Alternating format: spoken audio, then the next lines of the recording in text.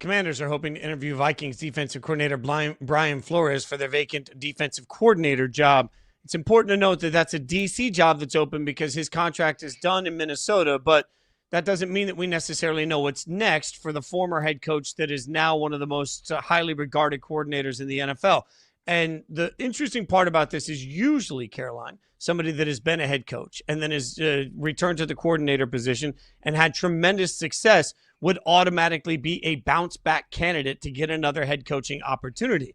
But I'm not sure it's that simple with Brian Flores. And a lot of this has to do with something I've mentioned several times, but Brian Flores is currently in active litigation against the NFL. Litigation that the NFL believes it should be handled in mediation, meaning it should never go to court. But he has fought, much like John Gruden has fought, to make sure that these things stay in court. And we've now gotten to the point that the NFL is petitioning the Supreme Court to hear them on keeping this in mediation, not in court. Why? Because the NFL never wants their dirty laundry to come out. So as Pro Football Talk points out, on the question of whether an arbitration clause that puts commissioner in charge of dispute is permitted, they're asking the Supreme Court to rule. Lower courts continually say that it doesn't make any sense that Roger Goodell would be able to hear mediation when he's the one that's involved in these lawsuits. So that's why it's gotten to where we are. I have a hard time imagining that you can be a coach suing 32 owners in the NFL and not taking any settlement, not letting it stay behind closed doors, not doing it in mediation. You are bucking the system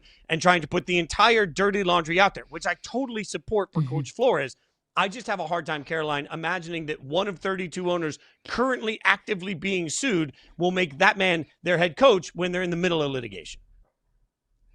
I think it's a fair point that you bring up. Is Brian Flores getting a fair shot at these head coaching vacancies? He probably isn't, based off of what he has accomplished and what he's shown this past year. I mean, he's coordinated a top 3 defense in the NFL, despite the Vikings being 19th in the NFL in defensive spending. To say that he has overachieved based off of the kind of ingredients that he's been given to cook with this year, I think would be the understatement of the century. The whole reason why the Vikings have even been in the conversation, have even been in a lot of these games is because of the Vikings defense. The offensive side of the ball is a total and complete mess with what they have at the quarterback position. So Brian Flores has proven that he is one of the most brilliant defensive minds in the National Football League. You know, we kind of picked who we think would be or who we would pick as the next head coaches of some of these vacancies in the NFL. And I said Brian Flores was a name that came to mind for me for the Steelers. It makes sense, right? A defensive-minded guy in the AFC North, a ground and pound and physical kind of minded football team. That is the identity of the Pittsburgh Steelers. I think he would fit so well in that. It didn't go well with the Miami Dolphins. He's taken a few steps back. He's learned from some very well-respected head coaches in the NFL. Now might be his time to redeem himself. It's the reason why I think Robert Saleh is going to get a head coach in this head coaching carousel. But all of what you just said is the reason why I wouldn't put Brian Flores with the Steelers. Why I don't think Brian Flores will get a head coaching position is because owners and GMs across the National Football League understand that their livelihoods, their money, the success of their investments are so tied to your future head coach. When you have a head coach that has an ongoing lawsuit with the National Football League, is that the best guy that you want to bring in? Maybe he is as an X's and O's sense. Maybe he is just in a pure football coaching sense.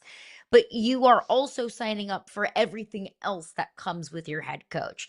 So I hate that for Brian Flores. I think that he is a deserving head coach. I think that he has proven that he should deserve another opportunity and another shot in this league. But I also don't blame any of the 32 owners across the National Football League that don't want to hire Brian Flores because of the off the field stuff and because of the legal action that comes from it. Well, I also think that there is some look, I know Tua is no longer regarded by most people as, a up and coming quarterback that everybody covets, but he was pretty loud in his sort of review of the way Flores handled him in the position and why it didn't work for him, which some could say, okay, well, toughen up, take tough coaching. But also Ryan Fitzpatrick, who so rarely has anything negative to say about people in the league, in my experience. I mean, Ryan Fitzpatrick didn't mince words on everywhere he thought Flores went wrong. So I think when you couple that with the fact that realistically, when you're in the middle of this litigation, one of the complicated things is that you're going to be putting a coach in front of a microphone literally multiple times a week, right? Like that coach is going to be speaking to reporters all the time. So as a coach, you're almost welcoming, as a franchise, you're welcoming the conversation that you don't necessarily want to constantly be having about litigation with your own league. That's all complicated. So with all that being said, if we both believe that that's going to be a hindrance, where do you think he could end up next year that makes sense? Defensive coordinator for the Minnesota Vikings. Like, if you're Kevin O'Connell, you don't let him out of the building.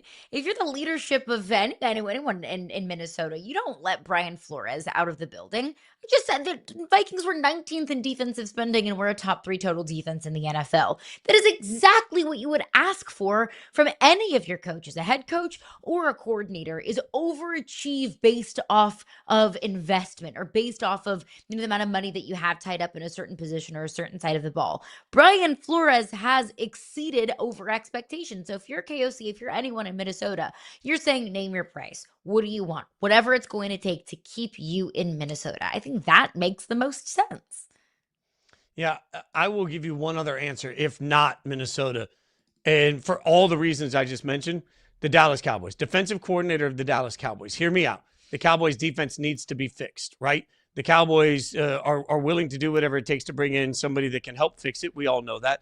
And the Cowboys believe that they are in a window where they can quickly turn around and find themselves right back in contention for this thing. On top of all of that, if you go fix the Dallas Cowboys defense, what you're really doing in part is fixing a relationship with Jerry Jones. And if there's any one owner in the entire NFL you want on your side for everything, it's Jerry Jones. As bad as it is to be in litigation with 32 owners and trying to find one to hire you, the minute you get Jerry Jones' sort of stamp of approval with other owners, I mean, the fact is, whether it's been relocation, whether it's all the way down to concessions in stadiums, Jerry Jones has his hands not just in the Dallas Cowboys, but how every single team does business in the NFL. So in my mind, it makes sense to end up in Dallas, not just because he'd do a great job. It's also in part because what we realize is that he will be in a situation where, frankly, he's able to make a better partner with somebody that needs to be a partner if he wants to have a future as a head coach in the NFL.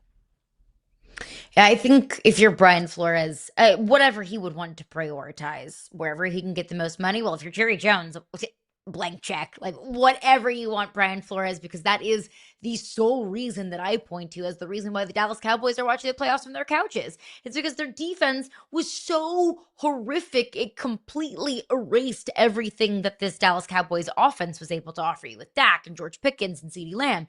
So if I'm Jerry Jones and I'm evaluating my team, you say that that's the biggest issue. That's the biggest area where we can upgrade. Well, let's go get the best defensive coordinator on the market.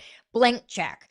But does Brian Flores view the Dallas Cowboys as his best path to winning football games? Because I have to think that's also a priority for Brian Flores, aside from money, as where can he win football games? Where can he become a head coaching candidate after next season or after his contract is up, and if it's not in Minnesota in his next stop? Maybe that is the Dallas Cowboys. Maybe the Dallas Cowboys do feel like a more ready-made team to win right now, immediately. And maybe that's what he wants to prioritize. So yeah, I think Dallas would make a ton of sense. Cincinnati? Cincinnati would be that's a huge get for the Bengals. Although the Bengals are saying they're not moving anybody. So the Bengals are saying they're keeping everybody. Bad decision. Yeah. Here's what we know. What we know is that now that most of the dominoes seem to have fallen out in place for what the openings look like, I expect we are going to see an absolute rash of hirings at the head coaching and coordinator positions over the next 72 hours. Let's see how that all plays out.